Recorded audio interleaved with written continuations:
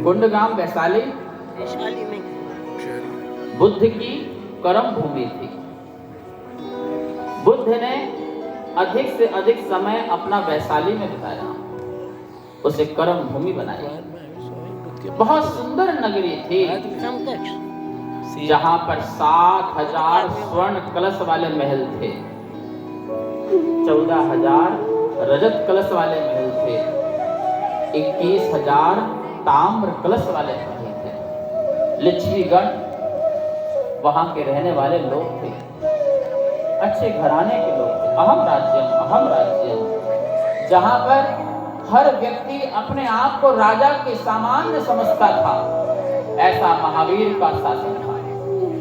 सभी को पता होना चाहिए, भगवान महावीर स्वामी गणतंत्र के सबसे पहले प्रथम प्रधानमंत्री बने थे।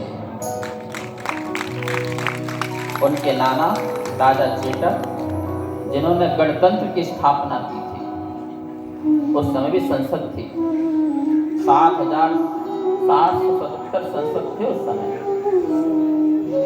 महामंडल आदि की स्थापना हुई थी और उनके नाना प्रथम राष्ट्रपति थे। एक मोहर प्राप्त हुई है जिसमें लिखा है, वैशाली नाम कुंडे कुमार मात्याधिकरणस्य। वैशाली नाम के कुंड ग्राम में कुमार अमात्य अधिकरणस्य, राज वर्धमान कुमार जो उस समय अमात्य थे,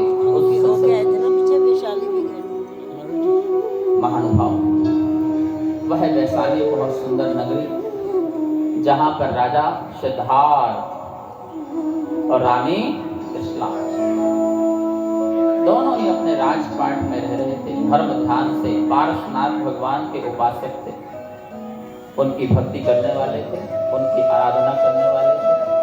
समय बीत रहा था। महारानी त्रिशला जो चेटक की पहली पुत्री थी, 7 पुत्रियां थी, प्रमुख 7 पुत्रियां थी। पहली पुत्री जो थी वो रानी त्रिशला थी और अंतिम पुत्री बोलो रानी चंदन। समय बीत रहा था। एक दिन रानी शयन कराए, 16 सपने लखन सिखाए, अंत में मुख में हंसी समाए, माते उदर स्वामी पधराए, वीर महावीर बोलो जय जय राम। बड़े उत्साह के साथ वीर महावीर बोलो जय जय राम।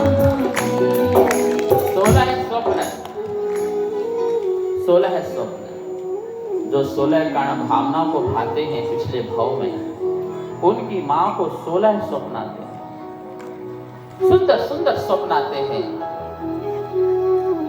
16 स्वप्न तीर्थंकर की हर मां को 16 स्वप्न आते हैं, क्योंकि वो 16 प्रकार की भावनाओं को पिछले भाव में भाते हैं और वही भाव, वही प्रतीक मां को 16 स्वप्न के रूप में प्रकट हुआ करते हैं।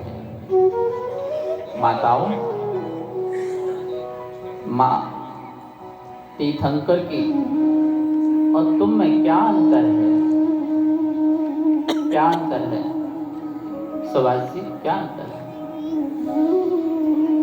इतना ही तो अंतर है कि तीर्थंकर की मां तीर्थंकर के आने के पहले 16 स्वप्न देखती है और तुम आने के बाद 16,000 स्वप्न देखते हो।